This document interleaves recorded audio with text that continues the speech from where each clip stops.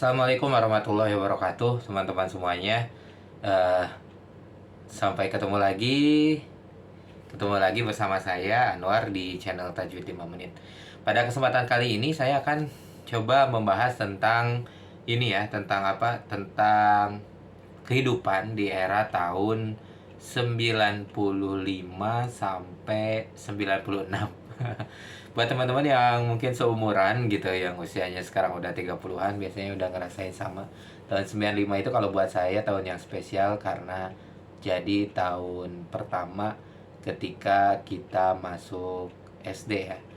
Mungkin saya pernah menuliskan juga di beberapa blog. Jadi video ini pun lebih untuk diri saya sendiri supaya takutnya suatu saat lupa gitu, atau suatu saat kadang kalau saya baca tulisan satu, pernah menulis nih ketika saya ingat, setahun 2 tahun berikutnya saya baca lagi tulisan ini, oh saya pernah gitu ya. Jadi kok kan berarti saya baru sadar bahwa ketika 2 tahun itu kadang ingatan kita ada yang hilang gitu.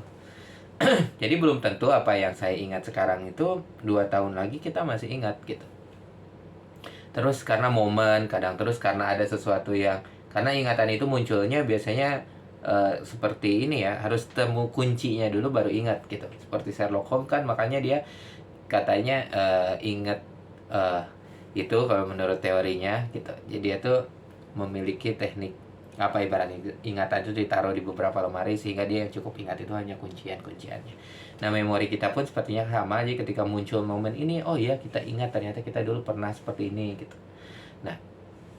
Nah, saya pun tujuan salah satunya ini untuk diri saya, tapi untuk yang lain, mungkin untuk pemirsa sekalian yang lagi nonton video ini, harapannya ya dari cerita saya ada beberapa hal yang bisa diambil, karena ya setidaknya kan saya juga ingin mendengar nih dari teman-teman seperti apa ceritanya, sehingga saya bisa mengambil pelajaran, dan mudah-mudahan apa yang saya sharing juga teman-teman tanpa harus menjalani kehidupan yang sama, tapi bisa mengambil ilmunya gitu.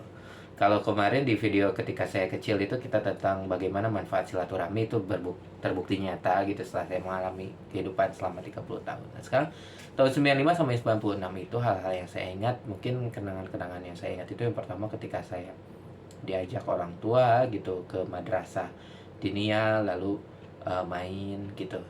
Uh, Bapak ketemu dengan beberapa teman, karena saya waktu kecil umur mungkin sampai usia SD itu masih sering diajak bapak untuk main ke beberapa temannya, kayak misalnya oh ada acara ini nih, kegiatan kenaikan kelas, atau biasa di kampung itu disebut samenan gitu, orang Sunda mungkin biasa samenan. Jadi saya diajak bapak ketemu sama teman-teman sebayanya, saya lari-lari gitu di panggung waktu itu, sehingga kita masih ingat ya, ternyata itulah memori ketika main sama orang tua itu begitu kuat gitu.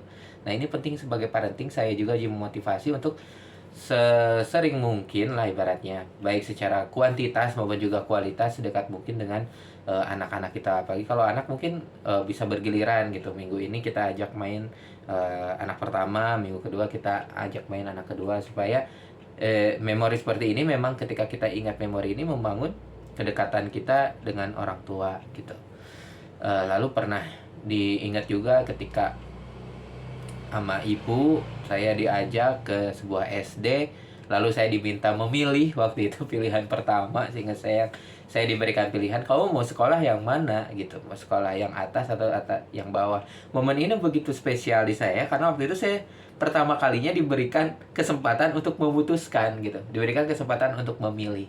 Nah, penting juga sih untuk anak diberi pelatihan sedini mungkin untuk memilih apa yang sekiranya bisa dia pilih. Ketika saya diberikan, bukan masalah benar atau tidak, tapi kepercayaan orang tua buat saya gitu.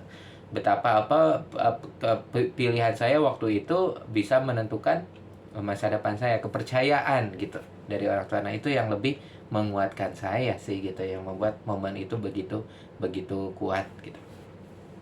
Lalu momen kedua yang teringat itu ketika ada teman saya yang yang belum bisa baca, teman semeja saya waktu itu, sebangku saya ketika SD, sedangkan saya bisa baca. Dan pertama kalinya saya dipuji gitu.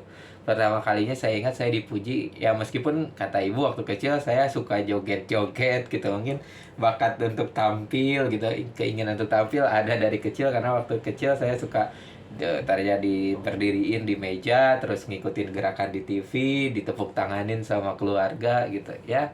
Hal-hal yang sama seperti itu memang eh, saya tidak ingat, tapi eh, oh itu mungkin apa hal-hal yang membuat saya agak pede gitu berbicara misalnya atau untuk tampil gitu. Nah, ketika SD pun saya dipuji, wah kamu udah bisa baca ya, tolong bantu dong teman sebangku kamu gitu. Oleh ibunya seingat saya atau sama guru, eh, bantuin dia ya supaya bisa baca. Seingat saya sih orang tuanya teman saya ini. Dan ketika saya dipuji dan diberikan kepercayaan seperti itu, ada rasa sukarela saya untuk membantu teman saya. Saya sampai datang ke rumahnya gitu. Sampai kalau ada kesempatan, saya waktu itu masih kelas 1 gitu. Tapi karena saya waktu itu mungkin metodenya saya dipuji dan diberikan kepercayaan untuk membantu secara sukarela, saya pun mau membantu teman saya untuk bisa belajar membaca. Ya, ya saya tidak ingat apakah cara itu efektif atau tidak, tapi setidaknya ada cerita seperti itu, ada kuncian seperti itu. Karena saya pun bersahabat tidak lama karena ternyata dia harus berpindah, sepertinya pindah kota ya, karena saya juga nggak pernah ketemu lagi. Dia hanya bersekolah setahun seingat saya, dan eh, kita jarang jarang mungkin jarang, meskipun kita sebangku, anaknya cenderung pendiam, saya coba aktif gitu ya, tapi setidaknya ada jalan di sana. Momen kelas 1 yang saya ingat lagi antara lain eh, adalah ketika saya diajak oleh ibu saya ke menengok guru gitu. Itu kayaknya juga itu satu-satunya keingatan yang bisa saya ingat ketika orang tua ngajak saya menengok guru, bersilaturahmi kepada guru. Waktu itu ibu Sayati, mungkin sekarang saya udah lama juga nggak ketemu. Mohon maaf jalannya kurang begitu sempurna, tapi sangat baik sekali. Ibu ini nggak pernah marah gitu, terus sabar ngadepin kita. Eh, saya nggak ingat sih apa saya ingat pernah disapa, tapi apa ada intem obrolan yang deep conversation, kayaknya sebagai antara guru dan murid jarang ya. Mungkin di antara guru-guru juga ini motivasi buat guru. Sebenarnya kalau murid diajak deep conversation hanya 5 sampai 10 menit saja, itu begitu ngena loh. Saya pernah ingat sekali waktu mungkin nanti pesantren itu, waktu saya mau berangkat ke masjid, guru saya menghentikan saya di depan masjid lalu bertanya, kamu, saya lihat kamu loh kemarin ketika lagi mengikuti pengajian di pesantren di dekat rumah saya gitu. Gimana pengajiannya gitu? Kamu udah sering ya ngaji di sana? Ketika saya diperhatikan hal detail seperti itu, lalu terjadi conversation yang mungkin nggak lama ya, antara 5 sampai 10 menit, tapi membuat saya begitu menghormati guru tersebut karena merasa diperhatikan ya. Jadi memang berbeda kalau misalnya seorang guru itu tidak ada deep conversation, nggak pernah nyapa, nggak pernah tahu kesibukan muridnya, atau misalnya nggak ada hal dari murid yang diperhatikan. Nah, memperhatikan seorang murid itu sehingga kalau kita diperhatikan oleh murid, yang sehingga murid juga merasa diperhatikan oleh kita ya. Ketika kita sebagai guru nih minta tolong apa, ayo dong baca, kerjakan PR, itu bisa lebih ngena sih gitu. Itu yang saya rasain ya, tapi mungkin this is in my opinion gitu. Jadi kalau ada pendapat yang lain silakan disampaikan. Ya, balik lagi ke yang tadi, Bu Sayati ini pernah saya sama guru, saya dan orang tua dan 2 orang tua lain. Waktu itu pertama kalinya saya diajak oleh ibu ke rumah guru dan ke rumah teman sekolah gitu. Ke rumah teman sekolah karena ibu deket dengan orang tuanya teman sekolah itu. Beda kampung, kita naik angkot. Kejadiannya hanya sehari, dan dalam satu hari itu kan ada 356 hari, tapi hari itu begitu berkesan buat saya sehingga menempel di ingatan saya. Dan pesan yang saya ambil dari kenangan itu adalah, pertama ya, waktu itu begitu menyenangkan buat saya. Momen itu sangat menyenangkan buat saya ketika kita bisa saling mengunjungi, ketika kita bisa saling memperhatikan gitu, bukan hanya sekedar datang atau hanya sekedar datang sekolah pulang gitu. kenangan lain yang saya ingat itu adalah saya hanya diantarkan sekolah di hari pertama. Jadi kalau misalnya kita di hari pertama aja, eh, ya kalau bisa sesekali, makanya ini yang membuat saya sesering mungkin, sebisa mungkin ingin mengantar anak saya sekolah gitu. Karena ada rasa sedih waktu itu yang saya pahami, karena melihat teman-teman yang lain diantarkan sekolah oleh orang tuanya sampai seminggu 2 minggu, sedangkan saya hanya di hari pertama, dan hari berikutnya saya diminta ikut teman-teman saja, kakak-kakak kelas, tetangga yang berangkat sekolah bareng. Ya, apa ya, jadi tapi setelah saya pahami ya itu untuk melatih kemandirian saya. Jadi saya percaya bahwa setiap kenangan yang masih melekat di pikiran kita itu berusaha memberi pesan buat kita. Ada pesan yang belum selesai, mungkin belum selesai untuk kita pahami gitu. Atau ada kondisi emosional yang begitu kuat, kayak ya itu tadi, rasa sedih misalnya, atau rasa bahagia. Nah, itu yang membuat kenangan itu masih melekat dalam emosional kita. Dan itulah mengapa ketika kita mau merumuskan sebuah goal, atau ketika kita mau merumuskan sebuah mengenal tentang diri kita gitu, seperti misalnya passion kita apa sih, atau tentang, itulah kenapa kita harus mengurutkan kenangan-kenangan yang kita ingat, karena setiap ingatan itu pasti membawa emosinya masing-masing. Misalnya saya bahagia ketika saya bisa berkunjung dengan teman, main bahagia dengan teman misalnya waktu itu. Nah, itu mungkin bisa mengarahkan kita kepada kondisi psikologis yang lain, dan sebagainya. Itu juga opini saya ya. Jadi kalau misalnya ada yang setuju, nggak setuju, silahkan ditulis di kolom komentar. Kedua yang saya ingat. Yang ketiga, teman-teman saya, ya mungkin ini yang lucu yang masih ingat itu ketika ada teman saya yang main ke rumah untuk mengerjakan PR. Dan waktu itu PR-nya adalah menebak nama hewan. Jadi ditulis depannya huruf C misalnya untuk jerapah. Nanti seperti teka-teki silang, ada box-box kosong dan di atasnya ada ada gambar hewannya. Waktu itu kita orang Sunda dan belum pernah ke kebun binatang, dan kadang nggak tahu juga nama lengkap binatang, sehingga karena jerapah itu jangkung, kita mengisinya dengan jajangkung gitu. Dan itu yang membuat saya masih ingat memori itu adalah karena orang tua saya mengoreksi saya. Ketika orang tua melihat pekerjaan saya dan mengoreksinya, sehingga kata ibu, itu bukan jajangkung, nggak ada hewan jajangkung, tapi kan ini jangkung, kata saya. Itu jerapah, dan jajangkungnya itu terlalu panjang kan, kotaknya nggak cukup, sehingga harus ditulis keluar kotak. Itu jerapah. Itu pertama kali kenapa jerapah itu begitu emotionally ada relate gitu, karena mungkin momen itu salah satunya. Kedua ya, yang saya ingat, jadi itu penting, mungkin pesan buat saya, penting untuk sesekali kita sebagai orang tua itu membaca apa yang anak kerjakan. Sesekali juga, karena mungkin saya sebut sesekali karena mungkin saya sendiri merasakan kalau tiap hari itu sedikit susah. Kalau misalnya bisa setiap hari, setiap ada PR periksa gitu, ya mungkin perhatikan aja di antara 10 soal, 1 soal diperhatikan, supaya itu bisa lebih masuk loh, lebih teringat gitu. Untuk anak misalnya ketika perkalian gitu, diingat. Mungkin kita sebagai orang tua, karena kesibukan kita ya di usia 30 tahunan itu nganggap kecil sebuah kejadian gitu, yang saya rasain ya. Ketika saya udah mulai masuk usia 30-an itu ngerasa bahwa day so fast gitu, hari demi hari itu begitu cepat, sehingga saya kadang lupa nih, ini dulu ada kenangan apa sama anak. Tetapi buat anak itu kenangannya bisa lebih kental banget ya, seperti momen-momen inilah. Dan momen-momen ini membuat saya kelas 1 itu berasa lama gitu. Kejadian itu tuh berasa lama di dimensi waktu di otak saya, padahal sebenarnya itu hanya mungkin 10 menit, tapi kata kenapa si 10 menit itu emotionally terasa begitu lama gitu. Apalagi kadang dia beberapa kali muncul gitu. Saya ingat kalau misalnya seumur hidup ya, kenangan ini hampir muncul mungkin selama 30 tahun itu bisa ratusan kali ya. Setiap kali saya melihat soal gitu, tiba-tiba kejadian itu muncul lagi.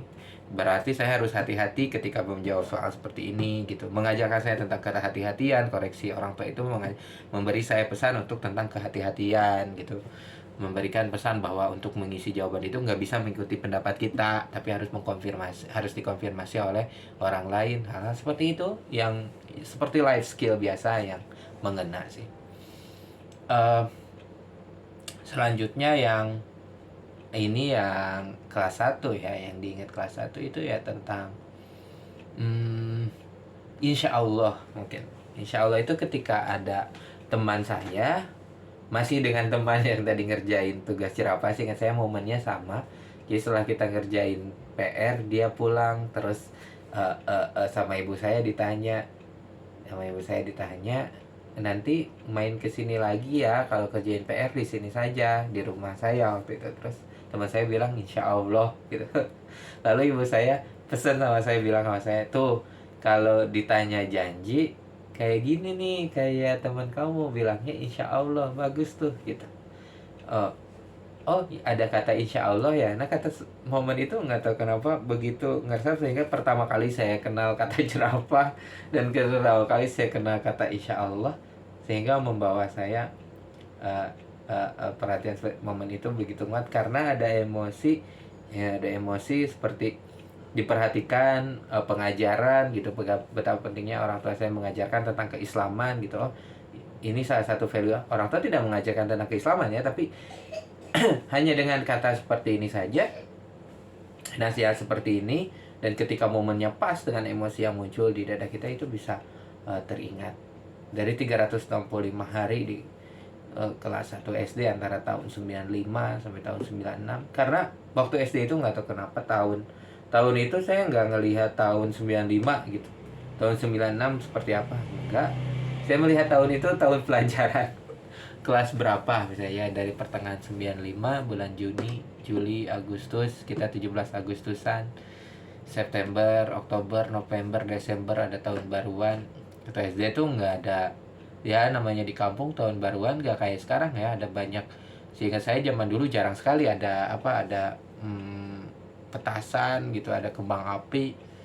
Tahun 95 tuh nggak ada deh kayaknya di kampung juga ya, nggak tahu sih, mungkin kita anak-anak hanya sering pulang sekolah, istirahat, ngaji, lalu malamnya nonton TV, dan jam 9 kita tidur. Nggak pernah sampai usia SD tuh nggak ada lamunan-lamunan. Waktu kelas 1 tuh, waktu kelas 3 baru mulai melamun gitu sebelum tidur. Waktu kelas 1 SD tuh nggak ada lamunan, meskipun saya lihat makanya gitu, kalau saya lihat ketika kelas 1 anak saya kadang sendirian di kamar, kadang nggak ada yang saya lamunin sih sebelum tidur. Nggak tahu ya momennya seperti apa saya sebelum tidur dulu. Saya ingat ya, kelas 1 itu keseharian saya karena saya sudah sekolah sekarang, saya pagi-pagi bangun jam 6, lalu kayaknya kelas 1 saya belum disuruh sholat subuh ya, jadi ketika bangun ya disuruh mandi. Kadang sarapan juga saya nggak inget waktu kecil tuh apa sarapan tiap pagi atau enggak. Kadang beda sama sekarang, saya agak rewel kalau sarapan gitu. Kalau udah bapak-bapak gini mungkin karena udah tahu pola. Kalau waktu kecil kadang ya kita nggak inget seidinya mungkin ya, se se dan karena waktu kecil tuh kadang makan nggak begitu penting ya, malah lebih penting jajan. Kecil itu beda. Kalau kita udah dewasa kadang ya yang penting makan, kita perlu terjaga gitu. Sehingga saya pagi berangkat, saya menyusuri jalan kampung, lewatin sawah, lalu ada berapa pohon randu yang tinggi. Nah, jalan itu udah nggak ada, sekarang udah jadi kolam renang gitu ya, waterboom. Lewatin kampung, kadang dilihatin anak-anak pakai tas, celana pendek, masuk ke sekolah, duduk, jam 10 pulang, main gitu. Kadang main sama anak tetangga, sekolah-sekolahan yang saya ingat.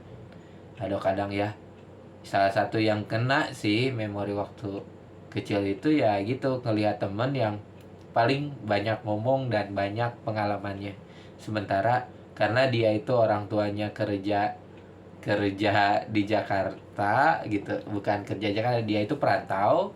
orang tuanya perantau ke kampung saya, lalu kerjanya itu jadi karyawan lebih pasti gitu. Sementara kita anak kampung kan kebanyakan ya anak tukang, anak pedagang gitu, anak anak anak apa anak eh apa kadang anak pedagang, tukang bangunan gitu, kadang ada yang anak eh supir, sehingga eh, kita tuh motor susah gitu, mobil nggak ada. Jadi ketika ada anak seorang yang kaya dan banyak sekali pernah main ke mall, misalnya pernah main ke arena bermain, itu ceritanya begitu menggugah buat kita yang anak kampung yang biasa-biasa saja. Emotionally sih yang membuat saya ingat itu ya curiosity-nya, lebih ke curiosity-nya, lebih ke curiosity, eh, dan merasa ingin deh. Dan sepertinya itu deh yang bikin saya kenapa sekarang lebih memilih jadi karyawan gitu, karena saya ngelihat temen saya itu ya bapaknya jadi karyawan, wah hebat banget. Ketika dia punya motor, ketika dia punya mobil, ketika dia bisa jalan-jalan, ketika dia bisa dirayakan ulang tahunnya gitu, dan itu membuat kita, wah, this is the dream gitu. Itu yang membuat kita eh, lebih merasa bahwa itu mimpi kita. Itu salah satu yang memotivasi saya bisa untuk titik saya saat ini gitu, menjadi karyawan, menjadi lebih apa mengajak anak jalan-jalan gitu, untuk lebih aset itu di kendaraan, aset itu di bangunan dan sebagainya. Ya, itu mungkin udah 20 menit juga yang bisa saya sharing. Sepertinya cukup dulu. eh, Emotionally apa dan betapa ini buat saya sih kesadarannya itu betapa apa ya, kenangan waktu kecil itu bisa membuat siapa kita hari ini. Dan itu memang sesekali kita penting tuh untuk coba gali lagi kenangan demi kenangan, supaya kita bisa memverifikasi benar gak sih gitu. Misalnya saya tadi punya temen yang ternyata memang orang tuanya karyawan gitu, terus memiliki aset kendaraan. Itu yang mungkin secara alam bawah sadar membuat saya, this is my goal gitu. Nah, itu bisa menjadi titik verifikasi apakah itu benar-benar sebuah goal dan benar-benar bisa membahagiakan kamu. Dan menjadi alasan apakah benar itu kebahagiaan kita, karena waktu dan uang kita itu sebenarnya ada value di sana, ada value kebahagiaan buat kita. Kita harus memverifikasi itu apakah pengeluaran kita, aset yang kita beli gitu, eh, apa ibaratnya yang kita bangun gitu, tabungan yang kita susun, apakah itu benar-benar kebahagiaan kita, apakah itu benar-benar memberikan value buat kita. Itu bisa dinilai salah satunya dengan kenangan tadi gitu. Setelah misalnya saya nanya nih, setelah 30 tahun dan sekarang kamu jalani kehidupan itu, apakah ternyata sama seperti imajinasi kita waktu kecil? Apakah rasa emotionally-nya buat kita rasanya itu, karena kebahagiaan itu akhirnya ada pada rasa, apakah rasanya itu sama seperti yang kita inginkan waktu kecil atau tidak?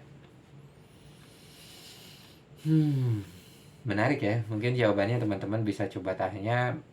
Buat saya, kalau misalnya saya coba jawab ya, kalau saya mau bilang nih ke diri saya yang kelas 1 SD dulu,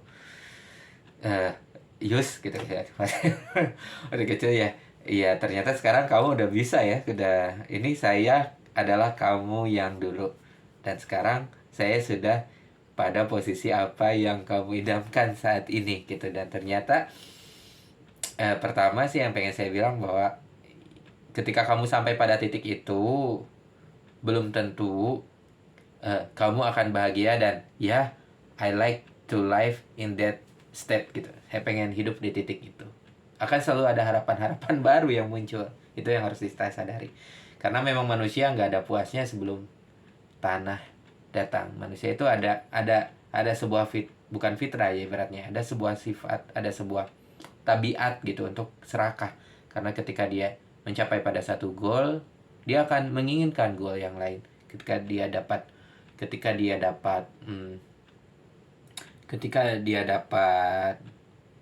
satu gunung ya emas, dia akan meminta gunung emas yang lain. Ketika dia mendapatkan satu kerajaan, dia akan meminta kerajaan yang lain.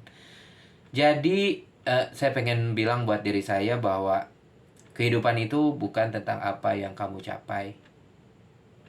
Kebahagiaan yang saya rasa itu bahwa kebahagiaan itu bukan apa yang kamu capai, tapi lebih penting lagi adalah mensyukuri setiap hari demi hari, demi apa yang kamu jalani, di titik manapun kamu hidup, karena value-nya ada di sana. Jadi value itu bukan ketika kita capek di titik karyawan dan sekarang udah bisa beli mobil dan motor misalnya. Ketika kamu berhasil punya istana yang megah, ketika kamu bisa keliling dunia misalnya. Bukan pada titik itu kebahagiaan tidak. Lalu untuk apa kamu hidup? Untuk mungkin kejadian itu iya kamu berhasil raih, setelah 1 bulan ya kamu akan mencari goal yang lain. Jadi jangan sampai itu menghilangkan kebahagiaan kamu hari itu. Jadi jangan sampai kamu lupa bahwa hari itu kamu punya teman-teman yang baik, kamu punya saudara yang saling menjaga. Mungkin iya kamu belum sampai di titik karyawan misalnya, di titik menjadi seorang karyawan yang memiliki mobil dan motor, tapi kehidupan itu, kebahagiaan itu lebih dari sekedar sebuah aset atau titik pencapaian, tapi lebih ke kamu coba lihat di sekeliling betapa ada orang tua yang menyayangi, ada teman yang menghormati, ada waktu yang begitu bersyukur kamu bisa sehat gitu, ada badan yang sehat, ada masa kecil yang membahagiakan, dan itu adalah sebuah karunia buat kamu. Jadi jangan sampai ketidakpuasan kamu atas apa yang belum kamu capai itu lebih besar daripada rasa syukur kamu atas apa yang kamu miliki saat ini. Upayakan untuk lebih mensyukuri apa yang ada hari ini, sehingga itu bisa lebih mendominasi chest kamu, hati kamu, dada kamu, emosional kamu gitu, sehingga kamu bisa lebih berbahagia. Karena kebahagiaan itu bukan sebuah titik, tapi kebahagiaan itu adalah pilihan kita memandang suatu keadaan. Itu mungkin yang bisa saya sampaikan buat saya di momen itu ya. Jadi ya ini adalah salah satu terapi mungkin istilahnya. Jadi kalau misalnya kita punya luka batin di masa kecil, ataupun supaya dia tidak terbawa inner child kepada dewasa, ya kita bawa lagi memorinya, misalnya ketika kita dimarahi, atau ketika kita sedih, ketika kita merasa rendah diri, ketika kita merasa tidak dihargai, ajak ngobrol lagi, ajak dia memaknai momen tersebut supaya inner child-nya nggak kebawa ke kita. Kalau dibawa terus ya jadinya kita kadang secara impact-nya adalah kita memiliki kondisi emosional, sosial, kemampuan empati sosial yang tidak begitu baik gitu, atau level kebahagiaan yang rendah. Itu sih yang saya ketahui. Mungkin ada teman-teman yang profesional lebih tahu tentang hal tersebut. Ya, udah mau 30 menit, lagi-lagi saya nambah waktunya. Terima kasih sudah menonton video ini, mudah-mudahan bermanfaat. Kita coba lanjut cerita yang lain nanti. Assalamualaikum warahmatullahi wabarakatuh.